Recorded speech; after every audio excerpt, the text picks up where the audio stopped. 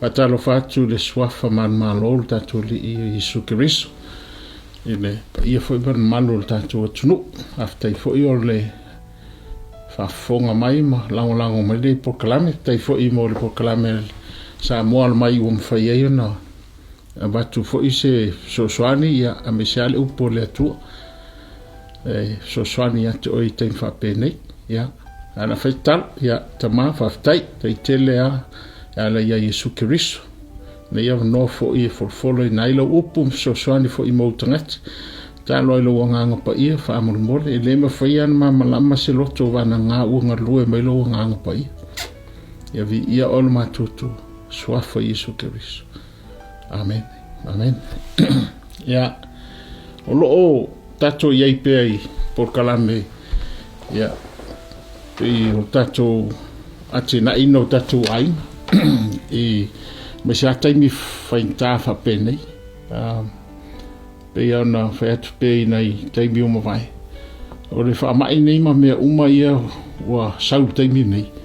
O tua teste umai re to inga mele soifu ai tanga te o tas a inga ya na luenga pe no tau fi uma meu ya a foi fo io e fa fonga mai au ile io as fa ma ile no una te ya po ko fu fo ya me feinta ya no le ya mana mi aka fa no longo le upole tu o le sina me fo le io mo mato ni Melbourne ya la loka me e ia o sau lalo ia tangata mai ia ala e loka me ole tae nei po le fefi nei ole tato fam upo fo ie ole ati na ina tato ai ia ono se fingal fo ina me fo ie le Samoa mai fai toisintal raising your family in times of turmoils. Ya, ole me voi ole atina ina o tato ainga pi o fa mai o tato no fole fale mai. Me ka ko sidi me. Ole la le truth me. Na ole pe volanta no to stay me o fan. I cultures nei o pe o controlling me. O faia tangata me ile masan o lo va vai. O tamaki fai mea ngol vai vola tu o fai esi ainga o vai telo esi ainga la te fai e o fai tangata matutua. They just follow a pattern of behavior. Ai le fai ana mo fesidi po fea ngai ai wo vai ia ile chothuro o Yesu a monio Kiriso ma vai le nei los futo sanga ne o mato nei Melbourne o ne foi tan noat ono se experience ma ne o foi no ta ingai e racial ai ingai situation fa pene ya e o foi like tono le ma to e ka sia ma le lotu ya e o amene I fana ole o tana ne e fa o mengi o cultures ma me ia ko su fai tanga tama e pa wan me e te combating a peke fafta wi ai me o lo facility truth what is the truth of this so I'm asking you, desiring the truth of Jesus to combat all kind of cultures longa vinga estete ke va ko murmuri lo fa na o tamiti na ko e o ai me ona al foi ngo ko la kapi fa te tais ya o foi me wo ringa kapi ya ai tia ia met down fa ya la na to no tu me ni mo ai e titilo oi le structure me fa ye le tu me wale o le pomoni ya if it's not in the word of God things will fail ole structure ale o mai le tua ya me e wona pe ka ki corona pe ka ki fe po fe le tunu ke ya ke va stand na me ya va ko me e tolu pero abatua se asafa o mai le ta ole le presence o le tua le ya o le tua I lo ai lo fale lo fanau lo marriage ye le tua lango le tua aventa longo dua o the wisdom it's amazing na lela tatou faitau tusi ai mo le wisdom langa mai le presence le tu sa wo le poto sa mo le wisdom na ba ai le wo walk way mo mai si me uma me fa pop e pe ya tala Yesu sa ili le malo le tua malana ambieton ona fa popo ile o isi me o le matai ono fa po tolu fa bla le faitau ya ai eu faitau tu nei fai upu le o le tusi le e le mafainga ko faitau inga o le taimi wa tu ina mai mo tatou o le tala vo ile ang sala o tavita o ang sala tavita o faitau le autau o fa penga foi sala e sila le tu fa molulunga o femitaia Israel to tele le autau ko lo o tavita ya yop le tai au o faitau uma mal autau ya e fi fo e yop e lo avo lo yop o fa molulunga ya tavita ai na do yop o le yop o mani se o faitau mai autau foi mai le faitau ngala autau no o la ngona tavita o sena me o fai tu li mai lo le perfecta ya ai le tu le la na o po kato ya tu li mai lo le ya kato e fa tavita o le la fa salanga o ai tolu me va ku ya toi o lo tono no fo inga tupu lusutasi momon no fo inga tupu nta po lusutasi mai lai te fifini me ia tolu tau sanga one pe tolu masina fututu na isolo o lo fili po le tolu aso el wato le mala ia lunga ya toi ya o la tangi o tabita ma faccio esse ile tuo e meglio o tabita ia la o taking al tolu aso ya o me foi le mo tant fa mo lunga e fe ia vatu sa tolu e fili ia fa penga e de ia srata fa mo lunga e de o ia me va be al tolu langa nga makta ko do aso do foi me o angelu tu angelu sa u sa pelu alu fixo wafe na tule angelu il va de langi man lang u de petu ta vita ngai de que los America pia o le coronavirus la de saúl me el fixo wafe fa ma ida de okay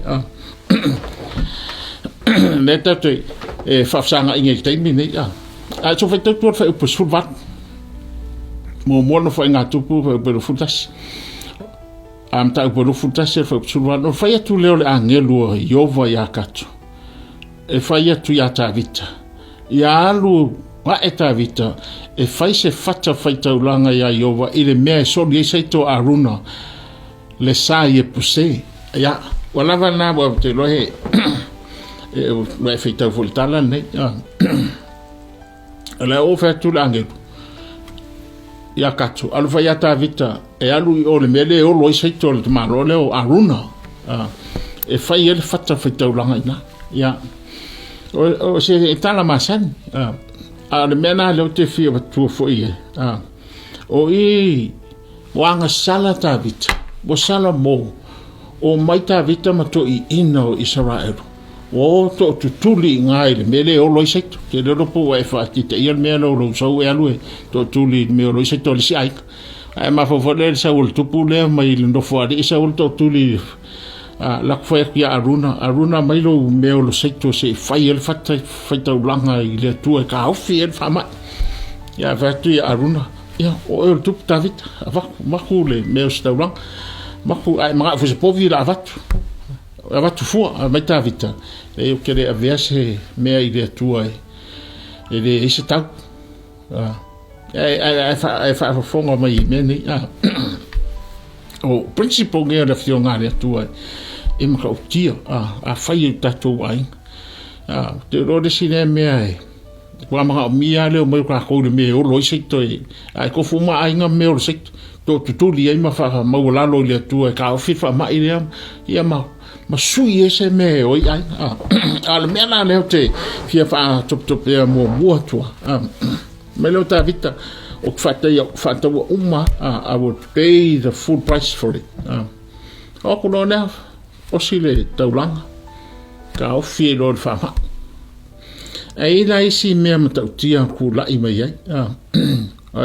ai fai tau le lua no fo inga tupum ta upoe e tolu o le mea le na fai tau langa o ina le na fawe solmona le manmaru le walu ta vita umal tai biolong tama au i le wa ye le mamalu le tu fawe solmonga le fatsa le manmat ai to fo i tu o i fo i le maungo moria le nga o sia ye apra amol tau langa ya isako so te va fai this is the presence of God ai mai tau mai la me na ia le te tu loi i ainga la o ta vita e alu ta vita fie i le tua e uinga sala ta vita i me fa de ton ale paule o tangata no fai i tala le tua o mo tangata e muri lo na loto ia ta la se me fa que ta vita fai ta vita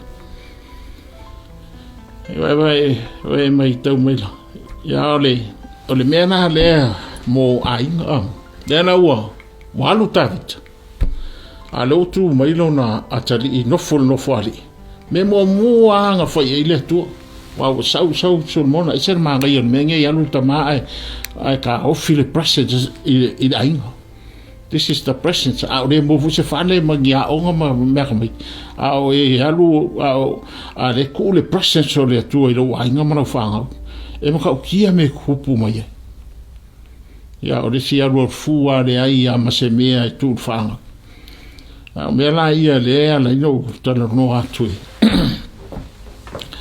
ai so monga ai fai le tu la se mete mao ya ai ta vita ko ia fa sol monga ke manga ol pot ya ne fa fango fia ko la ai te fo isi tala o te manga ol pot ona me la fo element o tia e mai leo le tua ia solmo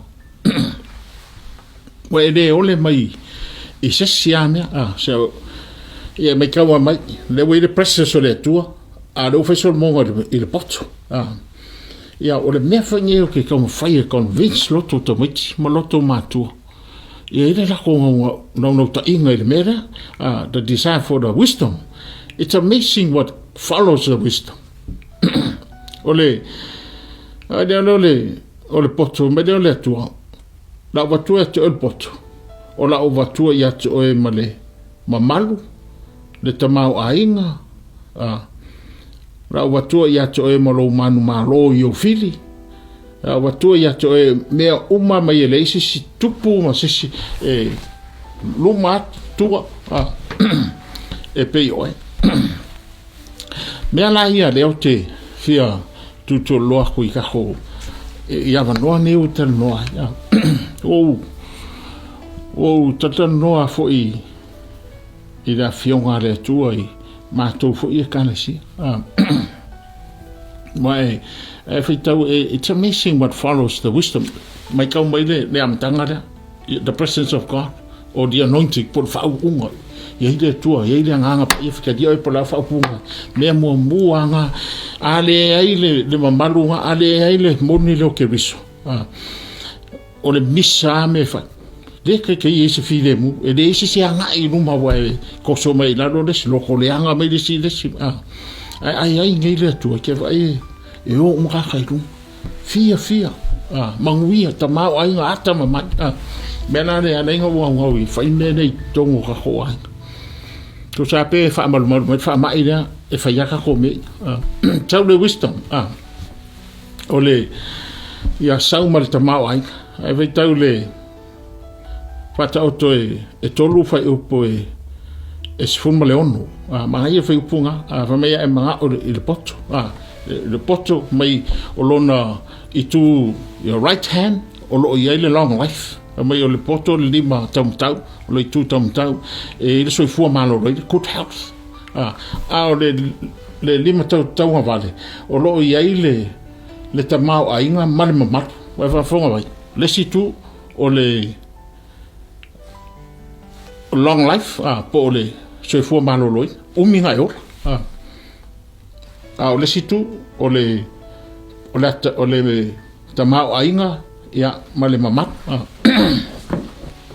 peo muli mai me nei sa o fa fonga mai do tanane ko ku dangai o meo te o inga de kanesi I have taught these things, as I've said before, for 20 years. I've had si po. Foi mako awa onga ufa ko kero foi yame. Wa de wa vai mai. O mai resi la ufa nga o mala ko wa onga. Ya. Yo fa solo ko ta wa maka pisis. Ya yo ngo fa ko. A ko do fe ko foi yame si de su fe. Ya wa ko pongo. Ya, sebadia ifo do modisko inga fai me fakose. Ya, alolo fo iba khom ya. O ko fa ko lo fai ko ale a le ta o ya to me ya o ma tinga e o ai. O kire ko fai ko fai al fanga o rai. Ya, ma ko fo maftang. Ya fo la o mi ya resto ina ta o me o fa ngo. Ya, o fa ya le fa ko fai ka khom Pero se me vai que eu fa pepo por a minha língua ia me it's in the word of God. O que o leido inga po a nisi me o istangat. If I don't do this, raise I. O fa yak foi ai ma ko fo sengo fo fi au fa vai ka ko ge fe ko te o ko fa po ko ta ma o la ko kupi. Ai dese me e coaching kan fanga je race kan race na fanga. It's not good. It's not good. O fa ko no ma o le tu ka ko kupi.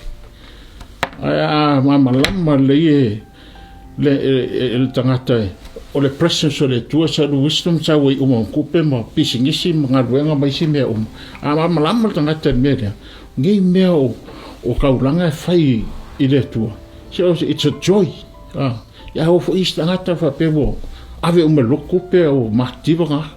That's dangerous accusations to the church. Ya o ke nengo le mama ka kai i le upo le tu.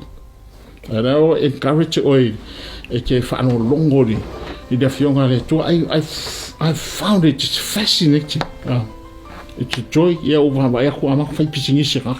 An mene ne roke lo fa ya ka fai ya maintain the presence lo le tu la ho nga sa we me o ngi ka ka tu kuri le wisdom le poto ma pisingisi ma isi me wangi ai le tu o sole ya nga ko ta we mi sanga fo me fa la o tele singa oi i me e reseta tu ai ya o fa na o to which it's amazing what God can, the truth for Yesu ile a maior poto ka ho fa ya o lesi ile wisdom la o lesi la na me fifiko ya o fa how to think big, dream big, ya go higher ya la it's a victim mentality o kwa o ila lo fai fa me se wala van me o lesi me nei ngai mai e mangai okay I don't want to offend if I is coming to me fear the fire o cute why there's more that God can keep there's more that God can do through you if I me tele vo isi me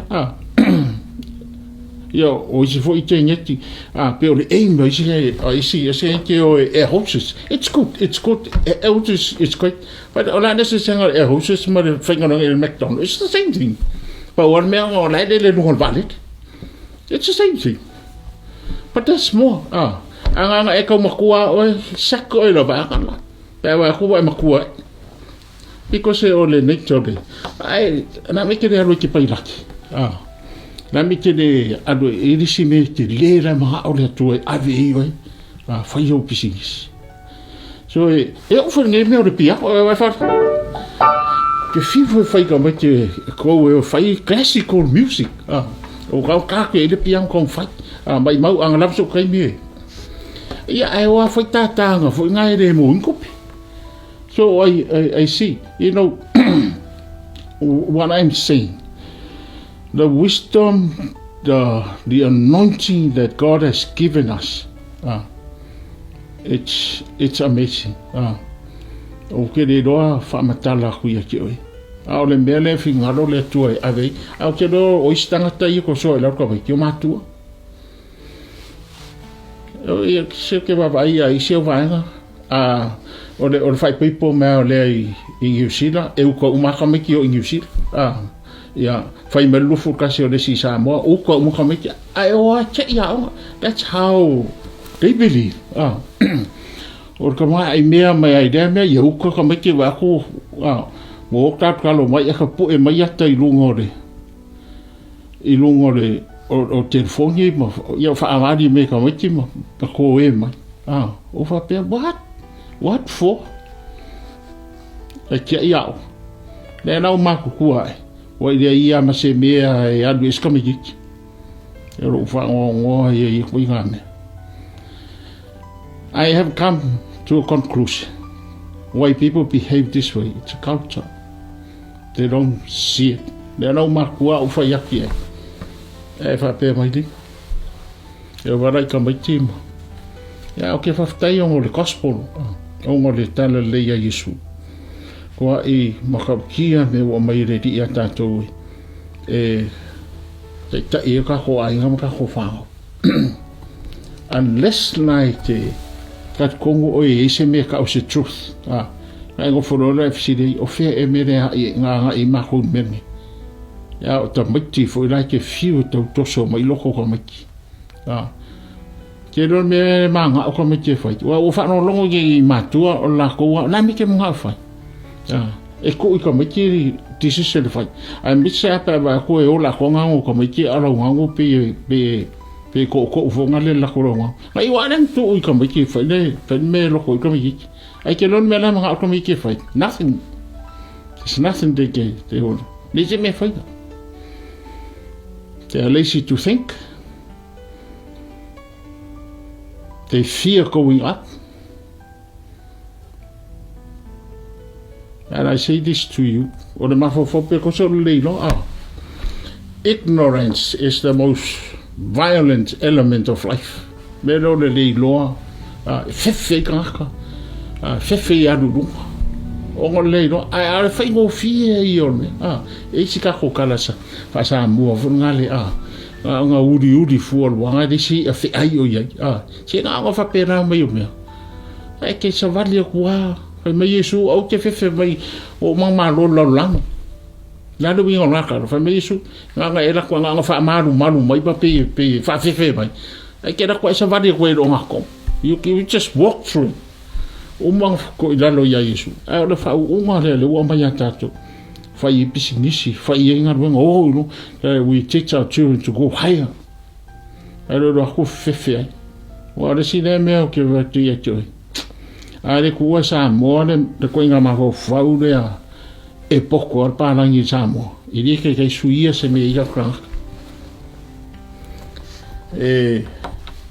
si da kutat ko ngo samo po ia parangi le o nga ma sa fai me se me ka ko uma i samo e fiunga i tangata fo i e wato o inga ma le leima Samoa e re e fai i kala Samoa la pepo fe sa pe telo nga ka sa pelo me ka ho te loko te mama Professor Satupaita is a very good friend of mine ia ngo wa ai ia satu sa wa onga mai fia de ri he is probably one of the few in the whole of the Pacific. Il est level Professor Satu. I thought you was Satu. I fear did. I was telling him my university ma o kum faidong. Ngo mo o Yesu o de ko ro Yesu. Eu se de que Satu. Ora são kala de me. Ora meu eu ko ye se o dia o me o le ro Yesu ko o ma se mi o vale. Ya la va perkala sa tu mecha. Ya me ngai lo le se so ka iga yo le uru ka kamaro lot. Mi o le anga lot ka mi o la ale fie lo ale tua. Ara o ngai scientism tanga ngi study wala ko lo mongi o ke riso. Mongi o le tua.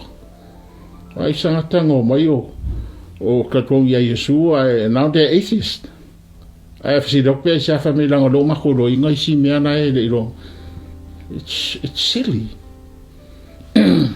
Yeah, you know, o mengi pe o challenging pe ia ka ko whaingi ka ko study ko ngai ka ko lo ingai o le mongi o ke riso le. So ai pe o whai aku vaso den tenge o le mea sidi ko ang whaintanga a ho whaingo fia onga whaingo fia pisi isi mga o le holding our presence o le atua e le whaingo fia ka whaingo mamalu le atua ka hoai. Le mero fa ko ai el mamalo le tu ka khoya. Our children will never go wrong. Our families will never go wrong. Our marriage will never go wrong if God is in the house. So you have the presence of God. Number 2, wisdom. Give your children the best education you can possibly give. Keep them. Longa lua. Ya, odi si there mero. Menane le discovery. It's all in the Word of God. O kan hoa kwai mo mo i nengi o business. Nga wo levanga. Wa o ta ko o ka ko fa pe ai o levanga wa o ta ko business le anga o ta ka mau mea e amiu le anga. E o la ko se ut. Ma wa o follow the love of money is the root of all evil. Ele fa pe anga kup is the love of money. Wa me Yesu on me elo ko o ai to lot. So o le lot to ala tangat. Ai pa ka ngoi fai la ne mer ngai ya langa e ro fa pisi se au ngai le tu. Ai se tangata ke ro inga em fai nga ero lungo le website. There's a Dr. Peter Daniel. Ja, so stasio. O tangata fa me kia open whainga mako hosting o ia meetings of Peter Dan. So ngai. But he's one of the world's kaka o mea nge Australia. But he's a Christian. O le mea nanga o le langa mission o le e mga o race ngi kaka whai pisingi si kia tiango e awe gospel. Ai wharongongo nai fōhai ngai tangata i tala le. It's amazing. E whahaso whai mako se mingan makoro. Ai whanome, whahaso whai. O wale alu lea speak i le city, i le conference te leanga. Ai iwa se rau iwa lima le kaurtiki. Kaurtiki. Ai kara kunga. Oro la mor meo tangata. Asa ofa me ana tike sfulu meo ke kangwe piki. Kuin kaka sko sfulu loko e hoi. O fua. Ai mawa whamana whatangata. Ia, o mo klan wa ko se o so sepi Pastor Sepi I o kirang o ba ko sepi can use your testimony. Au kala ngi a Peter Daniel fa me ka. Ene I o kelo ma se fa fa pa o yang fa skala ko fa me to if you have nothing in your hand you can't give. Longa lua he said it is so easy to become a millionaire. He said that many times. Then he said, one weekend with me will change your life. Don't listen to your professor who's still trying to pay his loan. Yeah, well, you see that Mako conference. I refer that you also said, and then I will fact yes, of a testimony. Yeah, refer that you so yes, Peter no fake. O e tautano ma fo pe coach fi aunga fa spesingis wal fo la sao la kuria ben le la fo me to le ka aver bank ki fat ya ma se na session fal tu e kan go mai mo lo mata ya o vekulo se sao fa no de man no okay they know I don't know him but someone asked me to host their meetings and o vekulo will ya so lo sepi Alona Seppi, final session, she Lona Seppi, can you be a pastor and a businessman? Yeah. Yeah, well, can you Peter Dan? He just said, oh, that's a stupid question. Abraham was a pastor and a businessman. Ek kan vanaf ik ook it's there. En men aan ook even verder. So ngi Peter then. So ulo yet of so when I so he was here in 2010. So I me ma dia of yeah, me fanga wana ngo umi fa pe ma kumia. I had usepi ma lakwa 18 months. Always lakwa usepi. If you listen to his story, 18 months. If I can't find me the young usepi, okay, they gotta follow usepi. Yeah. Now, how can you come from nothing? They come over the bank. So far, and Seppi has been supporting our churches in India for many years now. So the wing on iron, where the fuck with any mafinga, yeah. Where fuck would have why? So I Seppi, Daniel, medium near by Seppi. I got fat bear, yeah. Go here. Or the man I know, yeah, if we see. The man also is speaker Yamato Dave Hodgson, he's a billionaire. Ai Queensland. And I don't know for I don't know what we make. Oh, Totonga send me le, doing it tanga day. Go sui mako mafo, foma sui. Kakonga loku, levanga, wow. Well, let me find a face in me a look. Well, then for the cross, le tada le. I couldn't match Tivo, Rokumani, oh, you look, go fight for Sa, go fight me. Yeah, for some other what all of our all the currency of you could lay the currency there. Yeah, then I would of our yeah, after if I see a thing low ear, it Congo local, take moody yana on a mammy. Come here, they won't do me. They won't fight Marco for that. Yeah, quite cool. I look at handling of me. So it's amazing. If I they only made a little one I go for HwcOtahuhu in later. Se tele me kongo na fionga retu. Na levanga o otako e le anga nge me okupe mo. A de inkope le ropa fa fa me a inga mo fa me alo. Le fo mai no fa o mara kwa o ngalo fa la ko fale. E a me fa pe. A fio kan wa ku isi o de ropa me fa. Pate ole me si do kwa ia mai tawe. Ole presence ale tu. E ranga o tangata a lele presence ole tua e popoko kwai skata fai ko ra ko pisim te ra ko la ko kupe no sui ko rua ko ya mariska o vaki a pidadan okay I know all the millionaires on the news and they have 7 wives and I can't get pidadan from you look after your wife I said kuma lo he was 78 his marriage was 58 years but Peter Dano, yes, he was a bricklayer. He was just a bricklayer. Le saunga pirikalama I ngeinga nga whaorai ngai pirikalama. Whaino nanga tana maerang testimony. Ma o sui no ngona. Ki chile no ngā inga, they all alcoholic, they multiple wives and husbands. Ka kau lako ai. Whaino ngai itala sui. Ki kilo nei the study. So Peter Dano, he was awarded 6 doctorates, different universities in the world. And I travel, invite me because his business is business all over the world. It's cold. Me ole aulo le la ko me lo fai kenye. Ai fa no longo I tangata ma la ko kala I le tua. It's all based on biblical. In fainga ya lu la langi mo wai kupe. If you listen to the painful stories, the manipulation, the fraud, and how people get the money, it's shocking. E ke ua fa pe fo e ro po fa pe nga mai kupe nga mano. Ai wala o tano atu le. Ma nga ia mission nga I tangata. O ka ngo ai fo pan mi ai Samoa. Ma fa mek ma lo nga fiera ko speak Samoa. He told me I can bring 200 biggest companies in the world. The Friday trade fair Samoa. Ya o ano o ko fe ko ngimia. E convince ka holo. Le sa or vere ko tula. Na me o to ma wa ngai ska ka mara ko fo wa ide.